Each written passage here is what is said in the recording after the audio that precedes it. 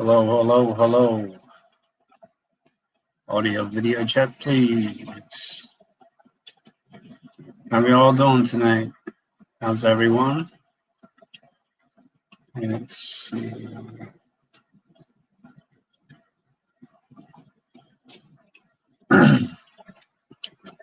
Just hanging out in the fish room.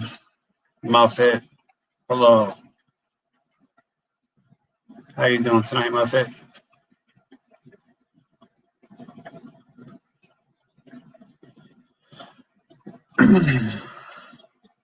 Jeffrey Watts, how are you?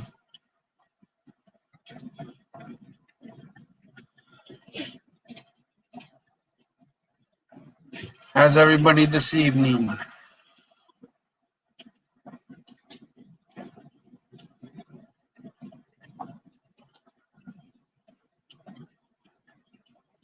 Jenny Lynn, welcome. Doing well. How about me? Had some bad news at the doctors today. I had an ultrasound of one of my ankles.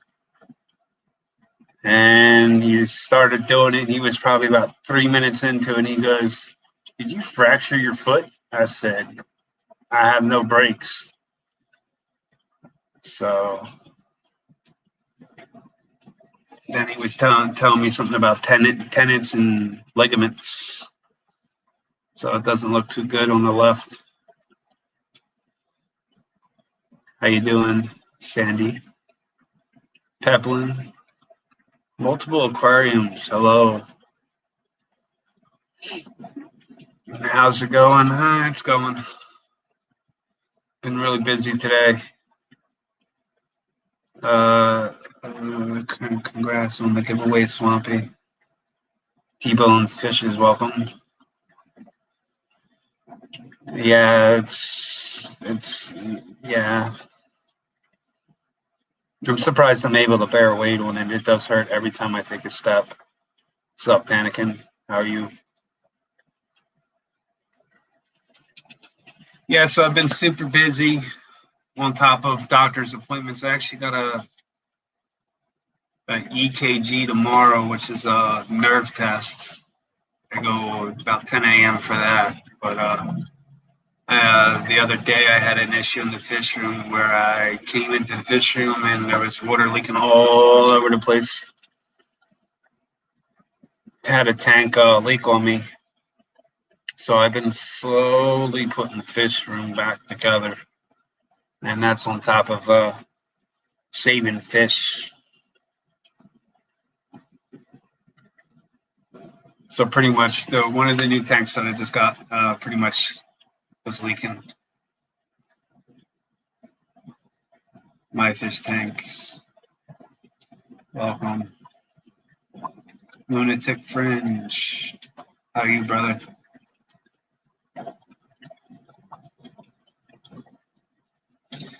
Yep. So I've been super busy with that. I've resealed the tank, moved another tank, moved fish into that tank to test it, and it held water. And then I moved them back into their tank because they got a new stand. R&B, welcome. Yeah, I'm one day at a time, and that's all I can do. And then we had a friend give us some roosters that they didn't want and some ducks. So we got some ducks on the farm now. We got some roosters. So I had to help Bold Mama earlier put a run around a chicken coop for them.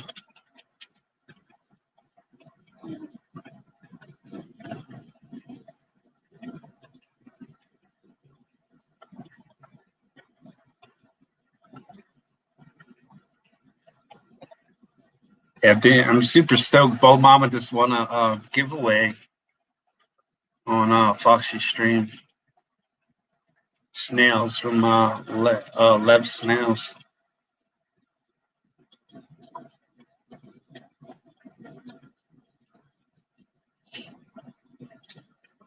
Hey, Bold Mama.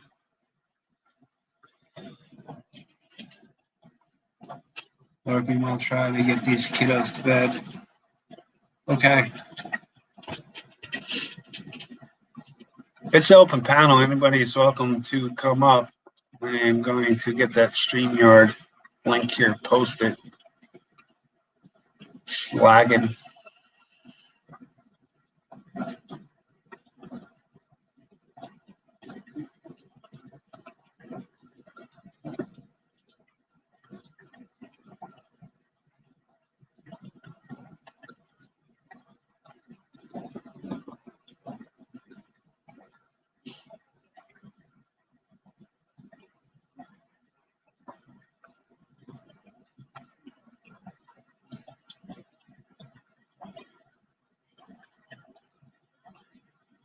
All right.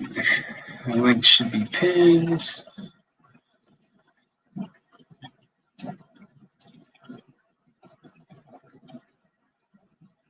Cooper's Aquatics, welcome. Chupa No Tomatoes.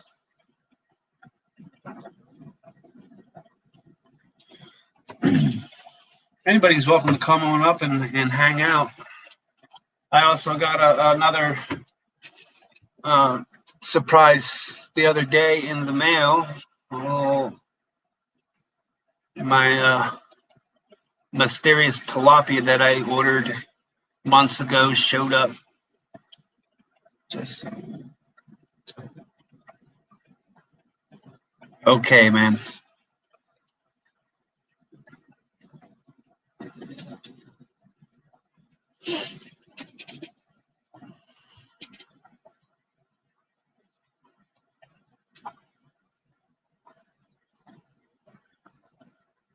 I was about to apologize for saying anything.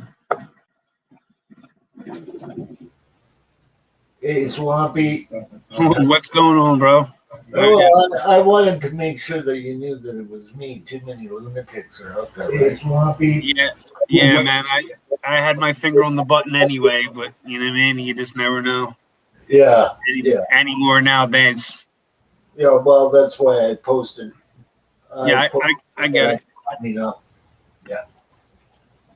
So what's new? I hear you got some new snails on the way.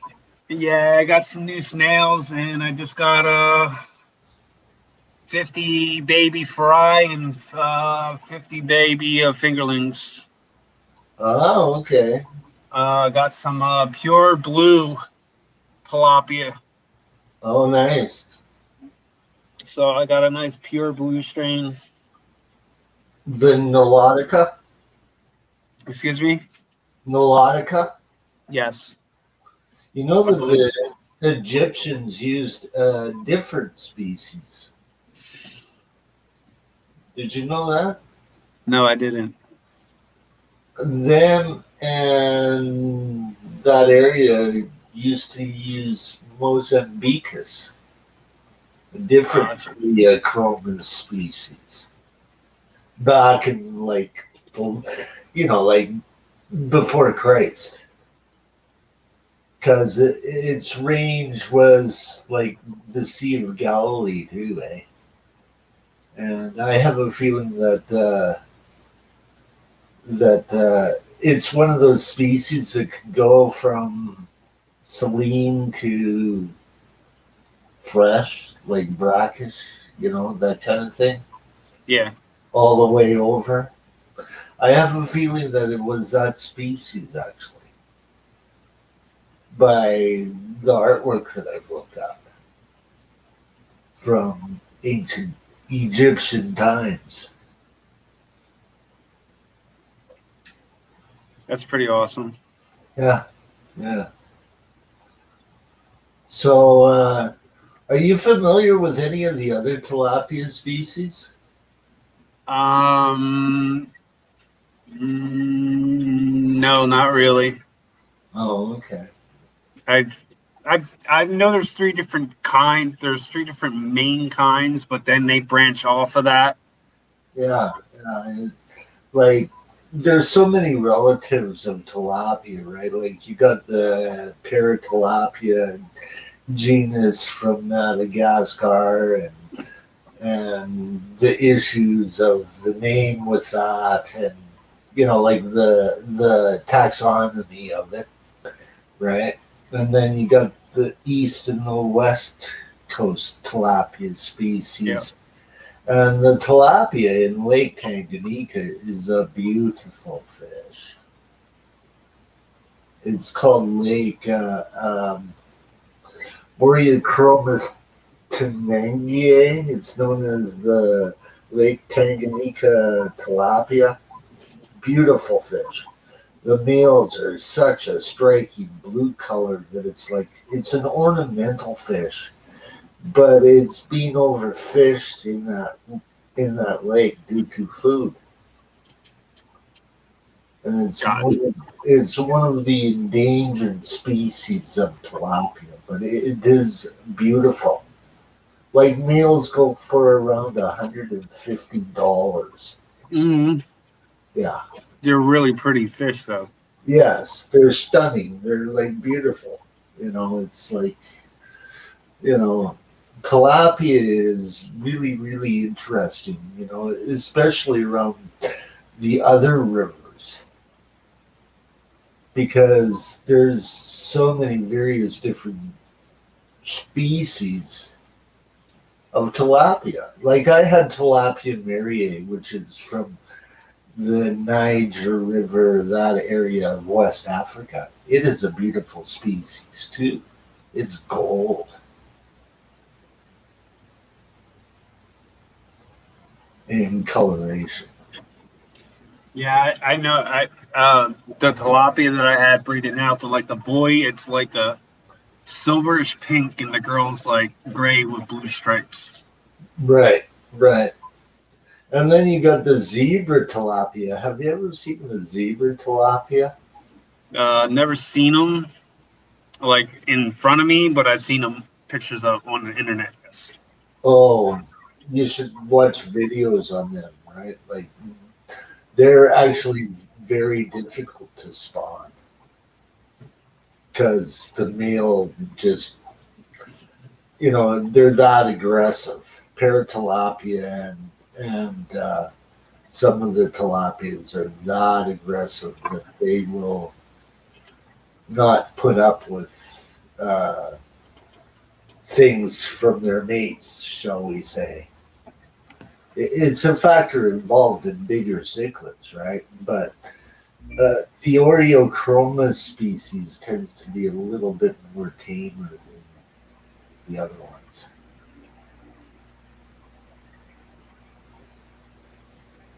Really? Yeah, yeah. Well, when it comes to like protection in the Nile, like the Nile tilapia in particular, it hangs around with hippos. So Okay. you're going to see a lot of males in a smaller area. Not all species have got a hippopotamus to hang out with, Yeah. so they're a little bit more territorial than the Nile tilapia. It's all a part of kind of understanding where fish come from. Yeah, like these ones have completely different markings on them than the ones I have.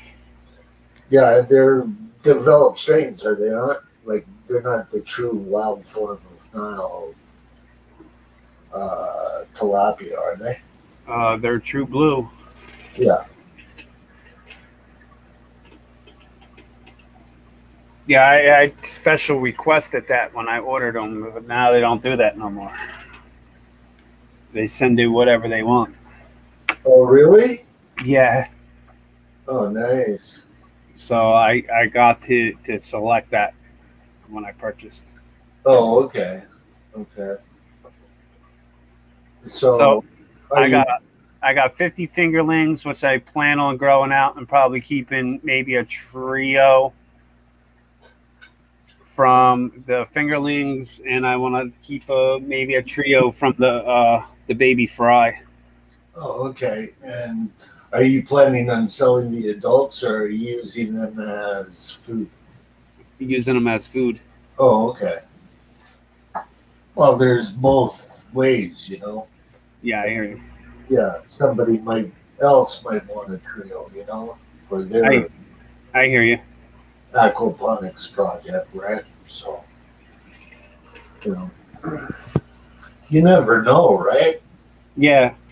Plus, I'm kind of hoping that if because the ones are bigger than the other, and I'm kind of hoping that maybe the fry and the fingerlings came from different breeding pairs or breeding tanks. But the way that some tilapia species breed, some breed differently than others. Did you know that?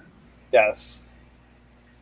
Like the Marrier that I had were substrate spawners, but they were gorgeous. They were like my Oscars in my fish room. I've never owned an Oscar. My friends have, but I've never owned one. You know, like I got to see mine at work a lot, so I like I like the African cichlids ever since I was a kid more so anyhow. So, you know, being introduced to them when you're like 12 and 13 years of age, and maybe a little bit later, you know, it wears on you those beautiful colors of the Mm, reflection. yeah, I've always had a tiger Oscar. Always. Since I can remember. Since my first fish tank, I've always had an Oscar. Yeah, I also had some of the big Nimbochromis Johnstonii, like the Mm. big hop out of Lake Malawi. Beautiful fish, man. Like all of those big hops are very beautiful. But you have to have a big tank. Yeah. Most of my tanks are 100 plus, except for my one rack. I, I mean, my 55s, I don't even keep fishing them except for one. Yeah. But most of my fish are all in 100-gallon plus. Well, your water is pretty much perfect to try epistogrammas and Congo cichlids too, eh?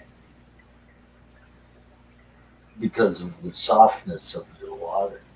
Yeah, my water's pretty soft. Yeah, It's yeah. like a 6.0, 6.3 coming right out of the tap. And what is the TDS? Really low, Yeah, like maybe 60. yeah, yeah. So in theory, you could get some really nice rainforest cichlids and breed them like small fish in smaller tanks if you wanted to keep smaller tanks. Yeah, the only thing about the tilapia when you want them to breed, you you need a pH of 8 Yeah. and 80-degree temperature. For what? The tilapia. Yes, yes. They do better in my water from Calgary. Yep. Yeah.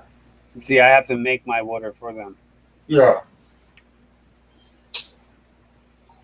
to breed. So when I want to start breeding, I Yeah, there's very few softwater fish except for the pacu that I can think of that come from soft water that is like a food fish. but they will thrive in softer water. The tilapia. Yes, they will thrive, but it's the breeding of them. That's Yep. a that's like a tilapia and marijuana plant growing goes so well together. They both need the same kind of fertilizer. They need the same type of pH. They need that kind of thing, right? So it's sort of like a natural thing. Yeah, it's the first time I ever bought fish that had a sticker on it that said for agricultural purposes. Yeah, yeah. I thought it was awesome.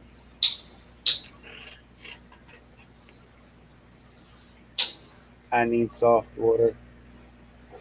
Well, My basically, PDF is 190. the agriculture business of the United States and invasive species all come from the agriculture department of the U.S. government. The fish and game people just follow the rules of that one department, right? I notice it a lot in looking up research articles that it's right on the U.S. government agriculture section of the U.S. government, right? And if you think about it, fish farming and fishing and all of that, and fish and game, all falls under the topic of food, which is agriculture, right? Yeah, I have to reach. I gotta reach out for my fishing game because I gotta. I'd like to add one more thing to my system before I actually build my system, and that is crayfish. So, have you ever gone fishing? Have I ever gone fishing? Yes. Do you go fishing? Yes. What is the nearest river that you go fishing in? The Lehigh Valley River Okay. is the closest river to me. I also have the Delaware Water Gap about 30 minutes from me, 30 to 45 minutes. Well, apparently, like there's something like 5 different rivers in Virginia that have got the Russian snakehead, and you've got a population in PA too. Oh, yeah? Yeah, you have a population of snakeheads where they want them out too. So go fishing and have dinner. Snakehead is actually pretty good from what I've Yeah, heard. we're by the Lehigh, the Susquehanna, and the Delaware. Yeah. So you could go fishing and do your native fish have a break, right? Let's fish for invasive species that are edible, right? Yeah. You know, when I come to think about it, the Florida government is actually sitting on a gold mine. All of those big predatory fish are like anglers' dreams to catch, like the peacock bass, which is a cichlid from South America. How much more delicious could that be? I don't know what Florida waterway tastes like, but you know, hey, I'd be into checking it out. Did you get my email? I'm not 100% sure. I can check. Sorry. Catch the fish and eat it, grill it up and cook it is my attitude. I catch like 2 foot trout, rainbow trout up here. Yeah, I know. Our rainbow trout is considered endangered by our government. A lot of people don't realize that trout is one of the easiest fish to cook because you don't have to gill them. No, no. I used to fish for trout all the time as a kid. Yes, we got your email. Um, And what are there's you? a state park not too far from me, and they have a couple lakes in them. They have largemouth bass, smallmouth bass. Uh, you can catch walleye, pike, perch, all that stuff in your rivers with your catfish. Well, you can catch the snakehead too, right? I'm not sure where it is and near me, so I'd have to find out where it would be at. But I probably Well, I know that 4 states are have feral populations of breeding stock of Russians, northern snakeheads. Okay, yeah. they're in severe numbers that they are invasive.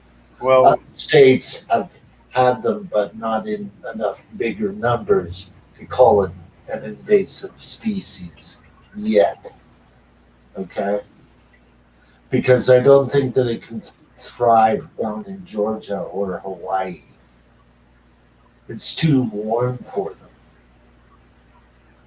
somebody lets them go in the summertime, but don't does not realize that Russia gets cold. You know, whereas certain areas like New York, Pennsylvania, Virginia, you get cold enough. Yeah, but They're, Pennsylvania's a pretty big state. If you want to drive from one side of Pennsylvania from East Coast to West Coast of Pennsylvania, it literally takes anywhere from 7 to 9 hours. yes, I know, I understand. So Yeah, it it it's a could be big state. it could be they could be in Pennsylvania, but I'm on East Coast. They could be all the way out towards Pittsburgh for all I know, and that's a seven Right. hour drive. Oh, I understand, but getting the word out is also a good idea too. Hey, cook it up. You know, like if you've got friends in the PA kind of group, right? Like there's a lot of people in Well, PA that I are Fish fan members. I get a PA native fish price list once a month. That's cool. So yeah, I get one of them, and there is crayfish on that list. So that's why I got to reach out to the DCNR Oh, there you go. because, from my understanding, they were illegal. But if they're selling crayfish on that native site, Yeah, they might be illegal to capture, but not through proof of like them well, being grandfathered into the aquarium world. I hear you. Okay, so yes, check with your local kind of dudes, right? Like, Yeah, I'm gonna start reaching more out to to my local state and game. do you have yabbies down there, like that invasive yabby from Australia? I don't even know because I don't really see crayfish in the store to buy, but then I've seen them on this native fish list. Oh, okay. You see, with the For, yabby from Australia, they're raiding certain parts of the United States and Canada now, and they're highly invasive. And down in Australia, they eat them. Why well, can't we? Like, that's my purpose. I'm trying to get the poor man's lobster. yeah, yeah. Like they're an invasive species, so you can't breed them and keep them, but you can go out and capture it and eat it. You know. Yeah, and some people in the states actually keep them and breed them, but Yeah, like they escaped. It's one of this escape kind of thing that gets into the wild. That's either on some sort of thing that gets tied into either government or aquarium kind of mishaps. well, I'm also right out my backyard is state game lands, and their state game land office is 6 miles from my house as well. So that's cool, freaky fish lady. Whereas zebra mussels are by boats.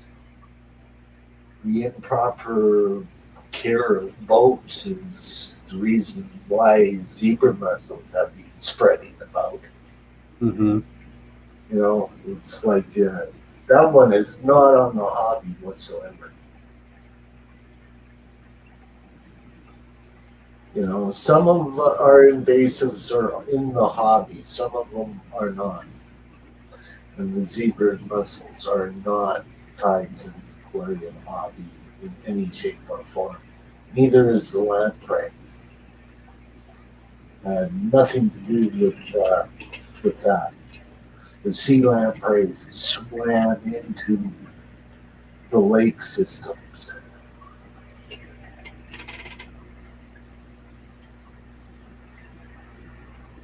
That's pretty cool information.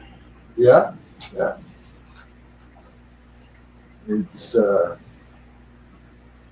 like I like studying invasive species of everything. Actually, you know, in Western, uh, like in Washington and BC, we're going to be hit by the killer hornets uh, from Asia. And those things are nasty. Yeah, the self-cloning ain't too big though. Unlike the Louisiana crayfish, they get up to like pretty decent, like anywhere from 9 to 12 inches plus. Yeah, I hope we can have them too. I know there's crayfish in the state of Pennsylvania, but it's like an orange or brown, and that's the crayfish that was on that native List. that native list. Yes. Well, I would definitely check with your fish and game people from your state. Yeah, I'm definitely going to do that. Well, everybody should be in the back pocket of their fish and game people, anyhow. I hear you. It's like, it's like, oh, you want us to help if you get rid of this fish? Okay, we'll help.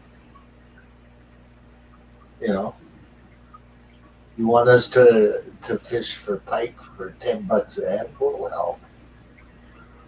You know, like if the government wants to give you $10 for the head of a pike, the rest of the body can go to somebody's stomach, right? Yeah, that's what they did. That's what they do. Like if they catch somebody poaching a deer, they'll take it and they'll go and give it to like the homeless shelter or something. Exactly, exactly. So So the meat doesn't go to waste. exactly, and that's part of the program up here. Like you don't even have to keep the fish; you can give it to the food, like the food banks, and then they divide it up. The homeless shelters and people on low income. Hi, Jess. How are you?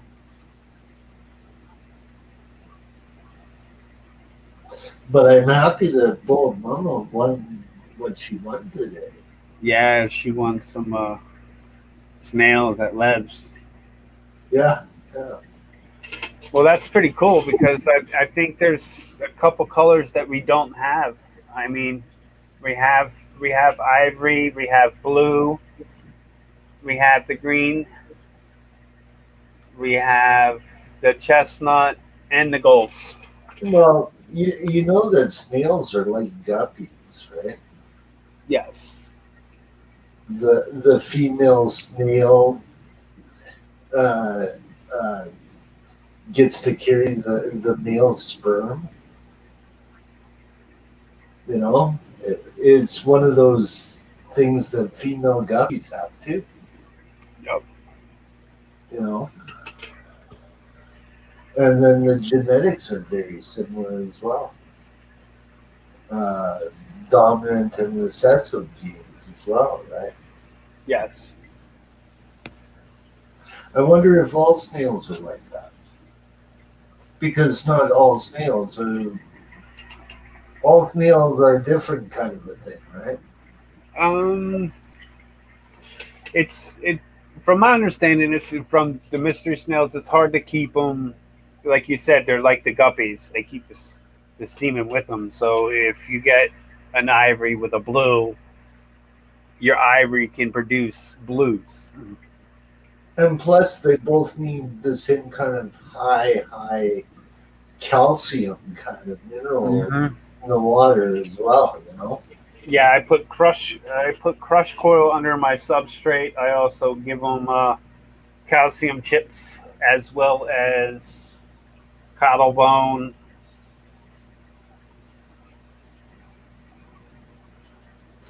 I've never had to do that. What's that? Make a tank hard. Oh, I have to That because kind of hard, like going from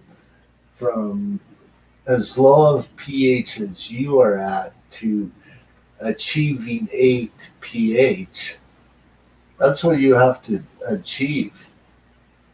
I've never done that because I've lived in areas where I've had 8 pH and I'm bored of everything. Yeah, I only keep my pH. See where I'm coming from? It's like, no, I want to be in like a low acidic waterway, right?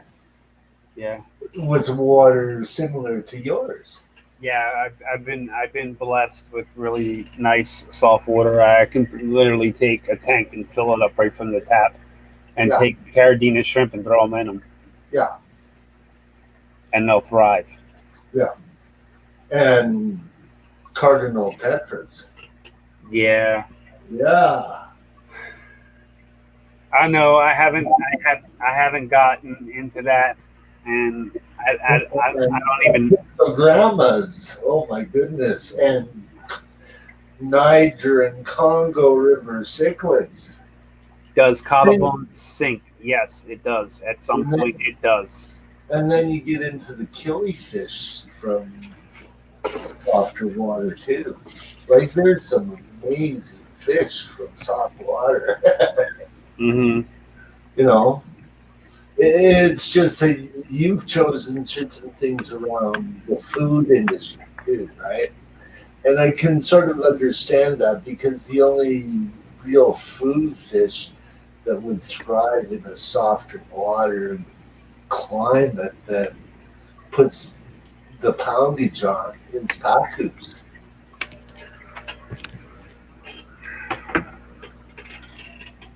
Are you familiar with them?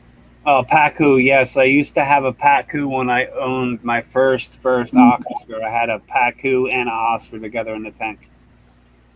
Yeah, They're they're a cousin of the red belly piranha. yeah, and all of the other piranhas. Yep. Yeah. They're a vegetarian piranha. They're A lot of yes, vegetable they're, matter. yes, they're a vegetarian fish. Yeah. Instead of a lot of people think, oh, let's get a Pacu and throw other fish in there for it to eat. It won't happen. No, no, like some big fish actually prefer other things, like snails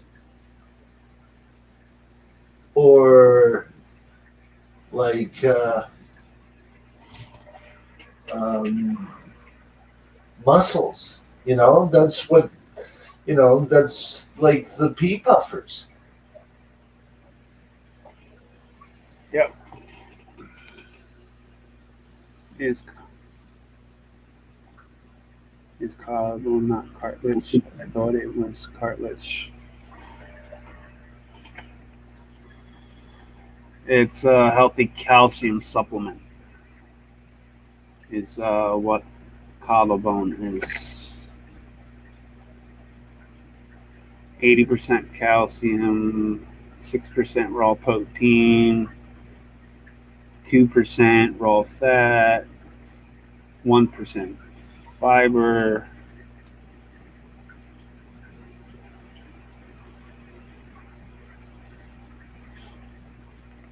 I'm sorry, I'm reading a collarbone package.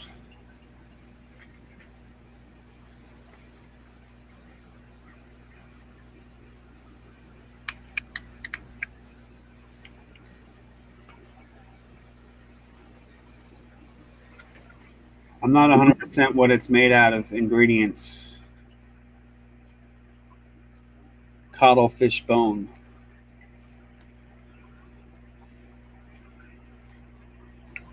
Oh, a cuttlefish bone? It's actually from a mollusk known as a cuttlefish.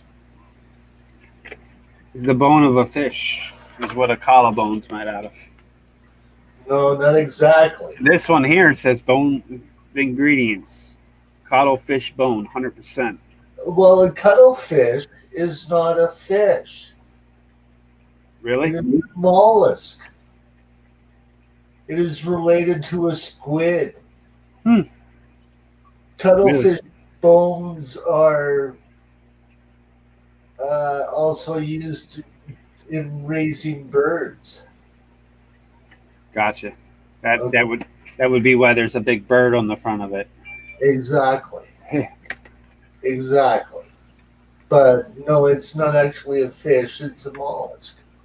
They're related to octopuses and nautilus and snails. Hmm. I just learned something new today. Thank you very much. I just googled it. It is cartilage, not the soft. Hmm. That's interesting.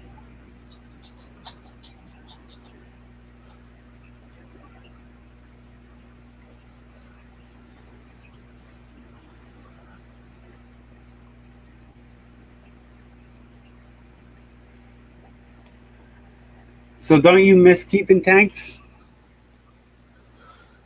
Uh, well, I miss walking. Does that kind of answer your question? You miss walking. I hear Yeah, you. yeah. So, yeah, I do. But there is a cuttlefish called the flamboyant cuttlefish. Okay. And I am going to pop that link into chat for you. Okay. This is a National Geographic thing. Okay. There are various different kinds of cuttlefish, but every marine hobbyist, like even guys like Danny, would love to have this. He's actually mentioned it on the street that you were on with Danny.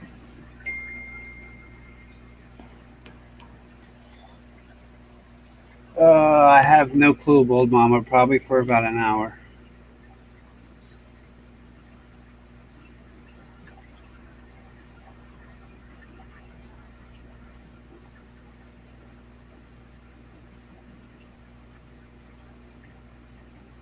But that is a cuttlefish.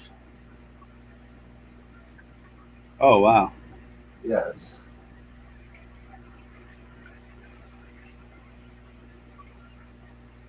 Let's see. And there's various different species. I really like the species down by Australia. It's big and it's a wonderful, wonderful species to study.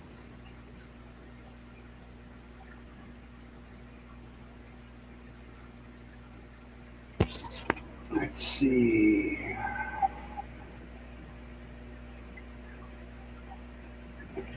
So I don't know what species the cuttlebone comes from, but it does come from cuttlefish.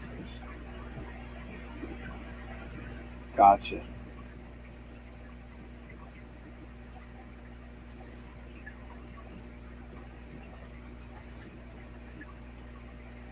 Let's see if I can do this.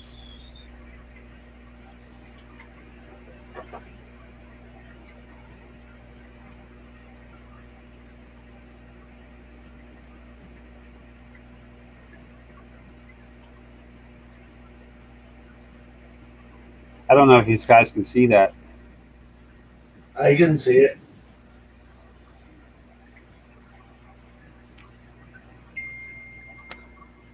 Very beautiful, isn't it? Yeah, very. Uh,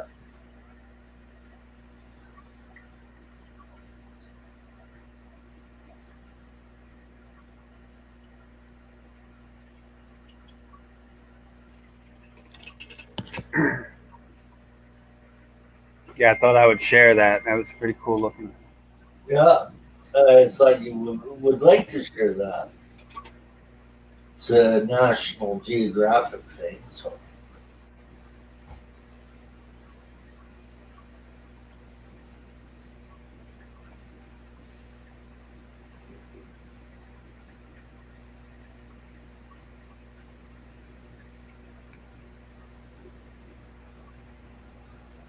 They're pretty cute. Yep. so Sharpie. I mean, so Swampy. I'm working on this video. Okay. Uh huh. Okay. And it's got to do with the fish we can't keep. With the fish, what? We can't keep. Oh, with the fish we can't keep. Okay, like an example, like I can keep an Asian arowana, but you guys can't. Okay? It's sort of like, kind of like the laws and the reasons why. Do you get kind of like the drift? Mm. Okay, it's sort of like snakeheads are banned from your country because there's a snakehead that could live in any area, okay, of the United States. There's a reason why the whole genus is banned federally in your country.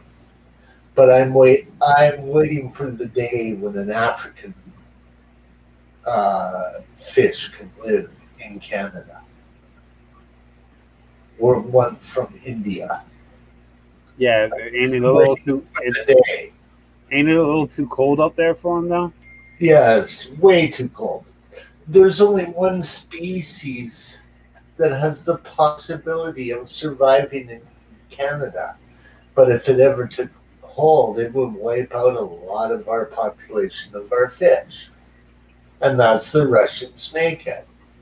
The rest of them are from more southern Asian countries where it's impossible for the fish to live in our water. Mm. Impossible.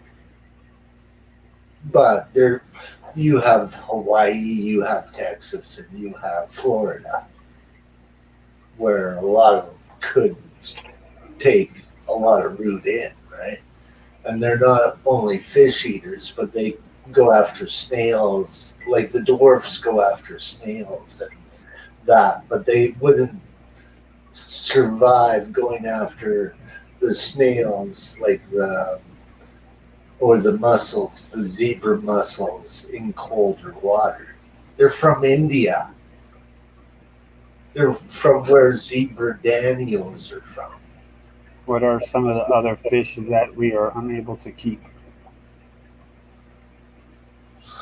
Well, you're going to have to listen to a program that Keeler's Aquatics and I are going to talk about. There are quite a few species that I can't keep. I cannot keep native fish in my province. You guys can in certain states. Yeah, but Right? even in our country, state to state's different. Exactly. Whereas ours is federally ruled. Do you see the difference? Yeah. Yes?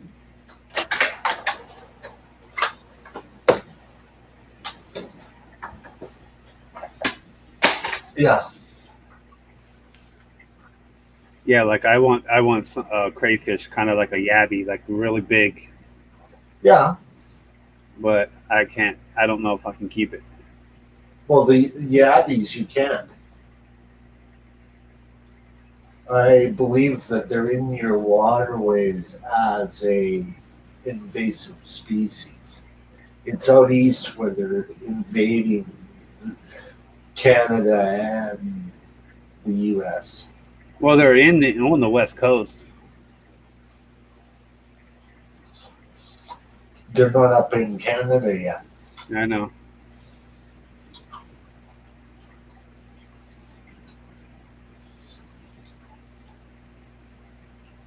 I don't know. I don't. I want something more meaty. I don't want something small that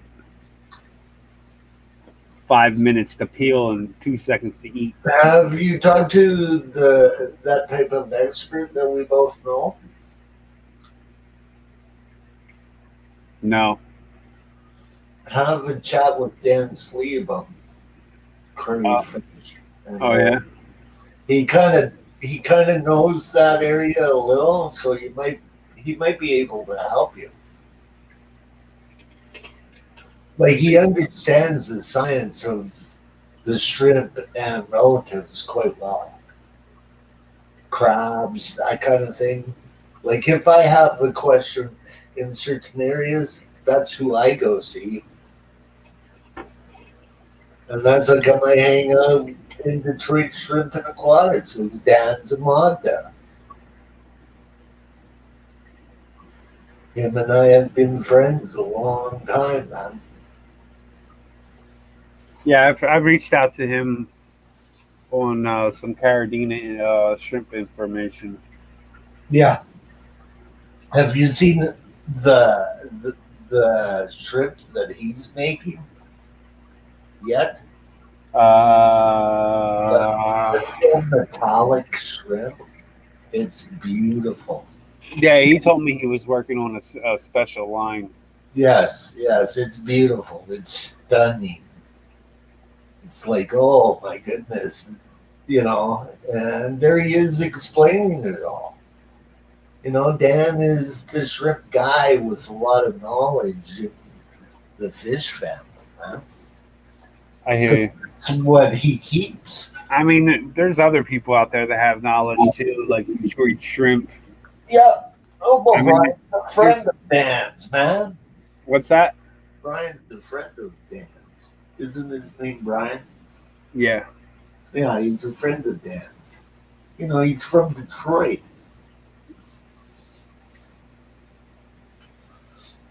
There's a lot of cool people from Detroit too in the hobby, man. A lot of my mentors. And then you got the pleco breeding guy that switches his water to make it soft so that he can breed plecos in Michigan too. There's so many different aspects of the hobby. yeah.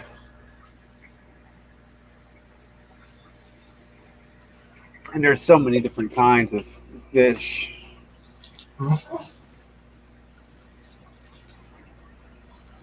But, that's how come I study the fish that I can't keep, because that way I know about them, right? Right. I don't want a northern snakehead.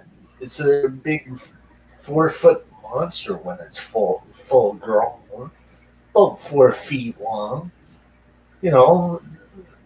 What would be the food bill of feeding a thing like that? Yeah, I hear you. How many tilapia would I need to feed it? No, no, no. But a little wee dwarf that eats pond snails, hey, I'm in. People can have pea puffers,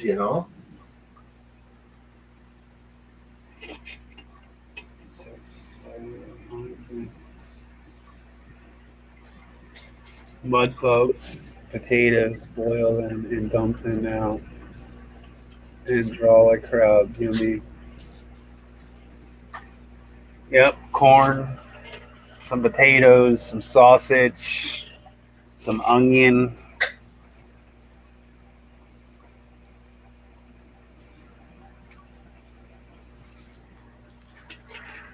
Yum, yum. Yeah, that's what I'm talking about. Have you ever watched any of Corey's Aquarium Co-op's vids, especially when he went to Peru and ate discus?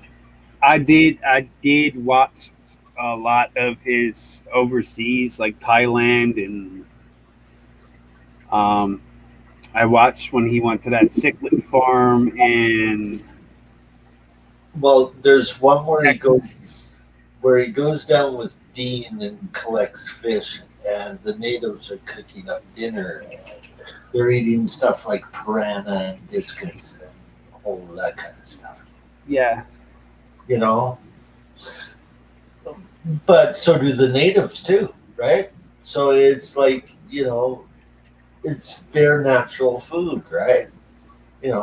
So's a big catfish. I'm sure that they eat red-tailed catfish. Wouldn't you? You got a 4-foot catfish there. What did you eat it? Me too. I'm making chicken enchiladas. Well, I eat a lot of weird stuff that a lot of normal people don't eat. So, Mm-hmm. like, I eat frog legs. Ever had escargot? No. That is snails. Yeah, no. Uh, I've eaten escargot several times. I heard it's delicious, but I don't know if I can eat land snails. Well, when they're prepared right, okay, like in like a restaurant club type thing where there's a chef involved, they are delicious. Like we played a club up in Fort McMurray that had like it was sort of like a dinner club kind of a thing. Like people would go there for dinner, and then at about 10 o'clock at night, the band starts, right? So, Thanks for stopping, Skipper. so Sorry. my dinners were in that nightclub every night. Man. Steak and lobster and escargot as an appetizer. You know, I put garlic on most everything. Yeah, our garlic is actually booming right now. but when it's prepared right, there's nothing like escargot or calamari. That's squid. Yeah, I've eaten squid already, Yeah, and when it, I've also eaten shark. yeah. Everybody's been eating shark because I do believe that shark is one of the foods that they began putting into filet o fish sandwiches at McDonald's because cod is a very hard fish to find nowadays. It's been overfished quite a bit. Yep. Like it's either a shark or halibut that they're using. Yep. On the It's sun, like when they run out of one kind of fish, they'll start taking out another. exactly, exactly. But with the shark fin soup idea being kind of like the war waged at that time in the world, the Chinese people really do not do it anymore. So the shark populations can happen again. Like sharks are our friends. They cut down the jellyfish population.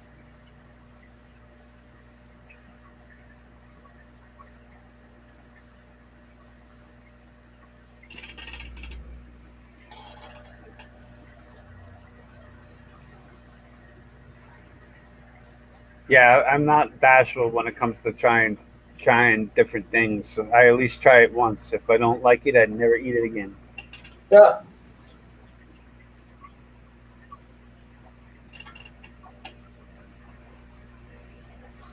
Well, liver I don't do. Oh, I eat. I did liver. I do scrapple. Liver my allergies come in, so I can't do it.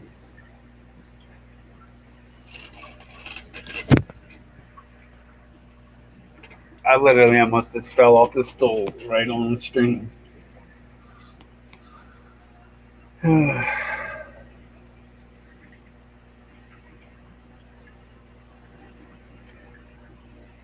Now that's interesting. Stingray food.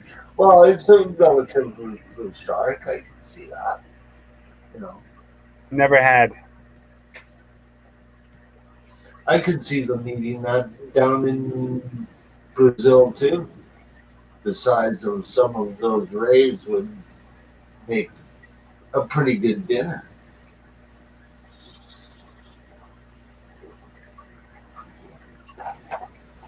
I've eaten bluefish. I've eaten trout. I've eaten cod. I've eaten trout, tilapia, catfish, bass, How about salmon. Pacific salmon? Yes, Okay. I'm I've trying eaten, to I say eat, I've ours eat, oil. Man. I've eaten quite a few different kinds of salmon. The dark red, the real light pink. Yeah, Pacific salmon have got a different taste to them, and especially if they're caught right out of the water. There's I nothing would eat to anything look. that's cooked. Exactly. Yeah. If it came down to it.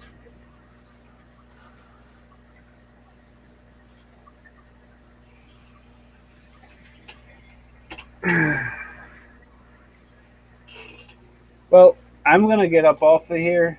Um, I have a busy day tomorrow morning. Oh, I have I I'm have working on something too. So,